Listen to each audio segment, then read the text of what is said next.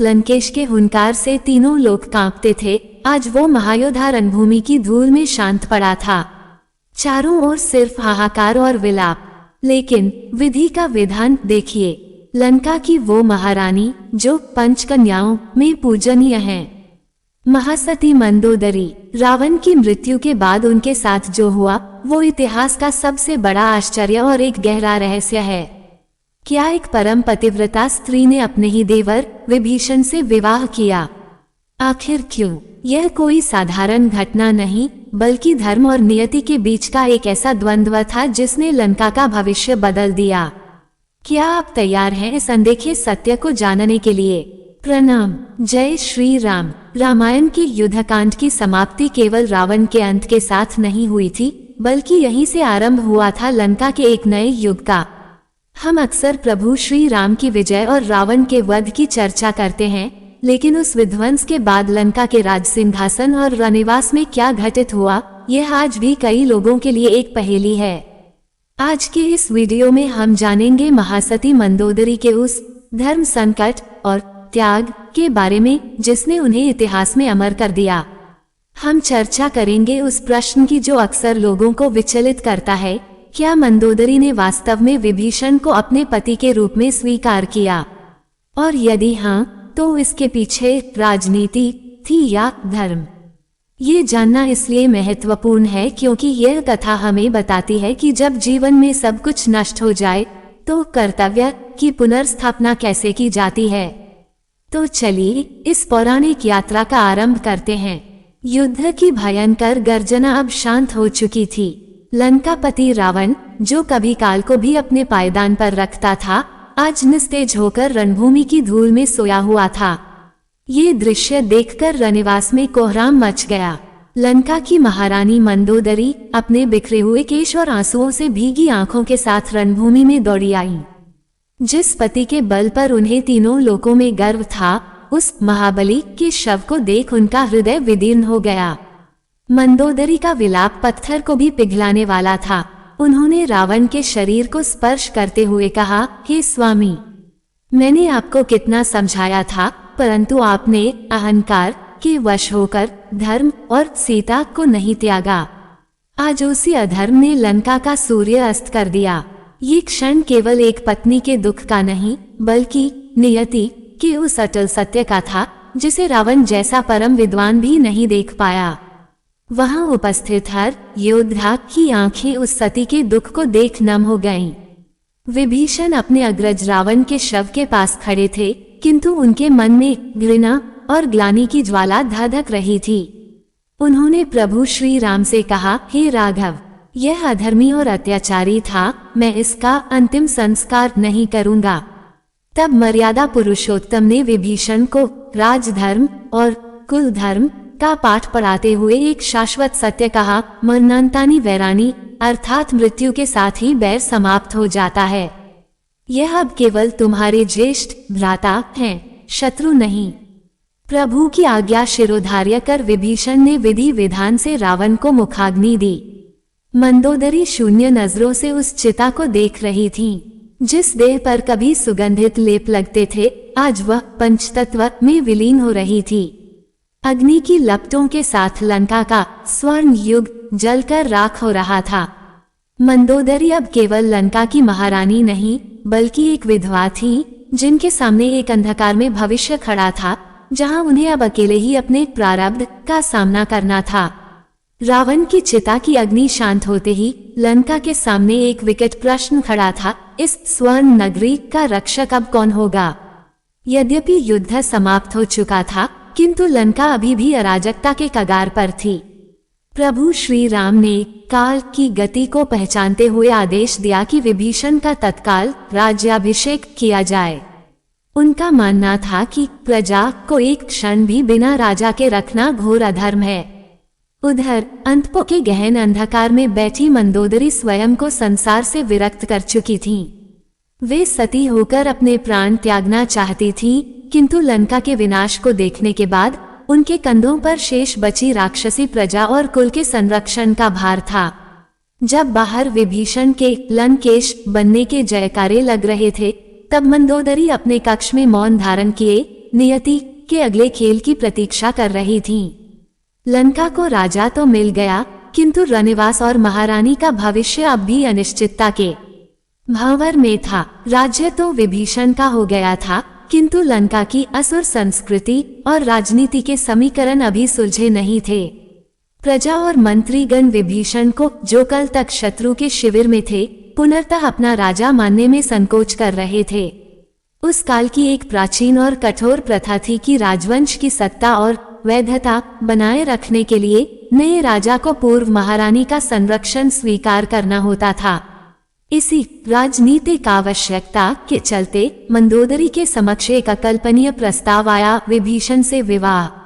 ये सुनते ही मंदोदरी स्तंभित रह गईं। यह उनके लिए वज्रपात समान था। जिस देवर ने उनके स्वामी की मृत्यु का मार्ग प्रशस्त किया, उसी के साथ गठबंधन। यह एक भीषण धर्म संकट था। एक ओर उनका अटूट पातिव्रत्य धर्म था और दूसरी ओर विनाश के कगार पर खड़े राक्षस कुल को बचाने का राजधर्म। मंदोदरी अंतर्द्वंद्व में थी कि क्या वे अपने व्यक्तिगत स्वाभिमान को चुने या लंका के भविष्य को। ये निर्णय किसी भी युद्ध से अधिक कठिन था। मंदोदरी के इस गहन विषाद और दुविधा को प्रभु श्री राम ने अनुभव किया। पौराणिक संदर्भ बताते हैं कि प्रभु राम ने मंदोदरी को जीवन का एक नया दृष्टिकोण दिया। उन्होंने मंदोदरी को स्मरण कराया कि वे कोई साधारण स्त्री नहीं, बल्कि महासती हैं और उनका जीवन केवल रावण तक सीमित नहीं था।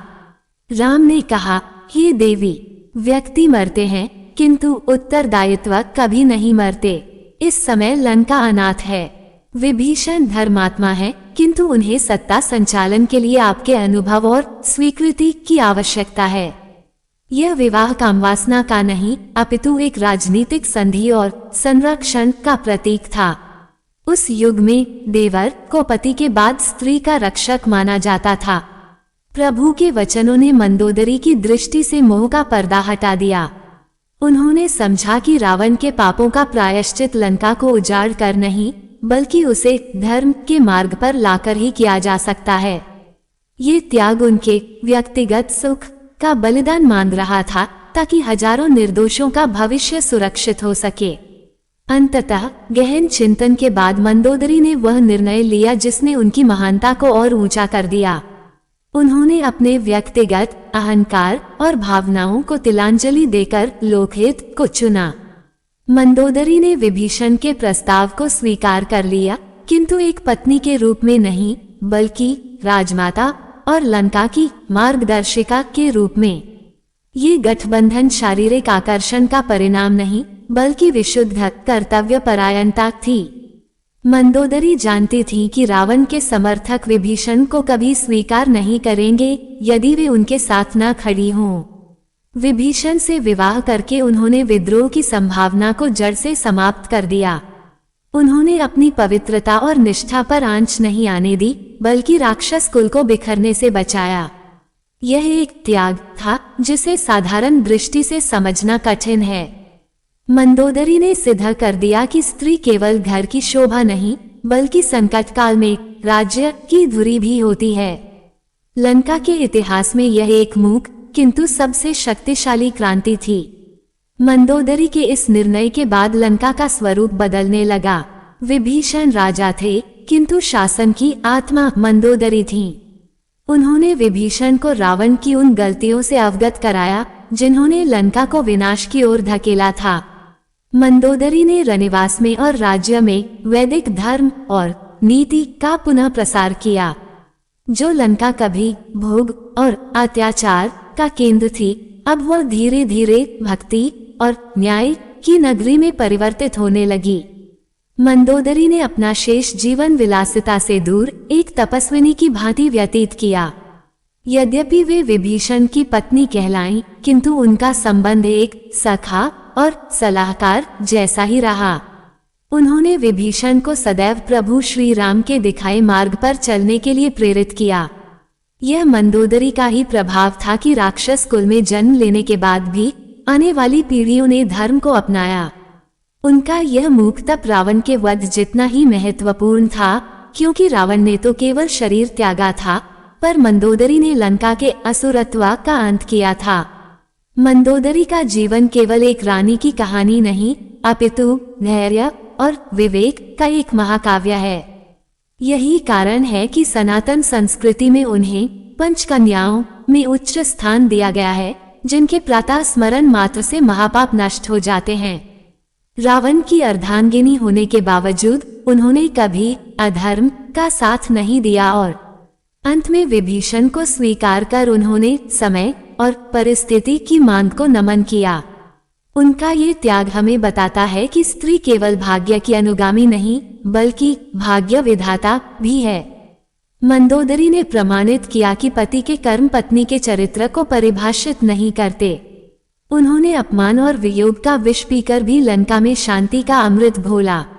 आज भी जब हम रामायण पढ़ते हैं तो मंदोदरी का चरित्र एक ऐसे दीपक की भांति चमकता है जो घनघोर अंधेरे में भी जलना जानता है। उनकी यह गाथा अनंत काल तक हमें स्वधर्म और त्याग की प्रेरणा देती रहेगी। दोस्तों, मंदोदरी के जीवन से हमें ये सीख मिलती है कि परिस्थितियां कभी हमारे नियंत्रण में नहीं होती, किंतु हमारी प्रतिक्रिया सदैव हमारे हाथ में होती है। मंदोदरी ने हमें सिखाया कि व्यक्तिगत दुख से बड़ा होता है सामाजिक उत्तरदायित्व। सोचिए, अगर मंदोदरी ने उस क्षण अपने अहंकार को चुना होता तो शायद लंका का इतिहास खून से लिखा जाता। क्या आज के युग में हम अपने छोटे छोटे अहंकार को त्याग कर अपनों की भलाई के लिए झुक सकते हैं? ये प्रश्न मैं आप पर छोड़ता हूँ। अगर मंदोदरी के इस महान त्याग और धर्मनिष्ठा ने आपकी आत्मा को झकझोर दिया है तो इस वीडियो को एक लाइक अवश्य करें। कमेंट में बताएं कि मंदोदरी का निर्णय सही था या गलत। सनातन धर्म के ऐसे ही गहरे रहस्यों को जानने के लिए हमारे आध्यात्मिक ज्ञान मंथन चैनल को सब्सक्राइब करें और बेल आइकॉन दबाएं। जाते जाते मेरे साथ पूरी श्रद्धा से बोलिए जय सिया राम।